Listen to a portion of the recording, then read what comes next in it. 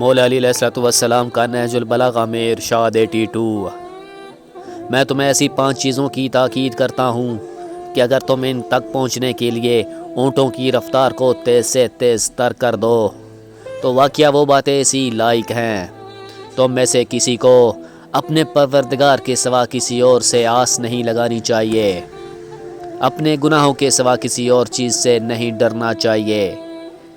تم میں سے کسی سے جب کوئی ایسی بات پوچھی جائے جس کا ایسے علم نہ ہو تو اسے یہ کہتے ہوئے شرمانا نہیں چاہیے کہ مجھے علم نہیں۔ اگر کسی کو کسی چیز کا علم نہ ہو تو اس کا علم حاصل کرنے سے شرمانا نہیں چاہیے، اور صبر کا دامن مت چھوڑو، کیونکہ صبر کو ایمان سے وہی نسبت ہے جو سر کو تھڑ سے ہوتی ہے، اور وہ تھڑ کس کام کا جس کے ساتھ سر نہ ہو، اور اس ایمان کا کیا فائدہ جس کے ساتھ صبر نہ ہو۔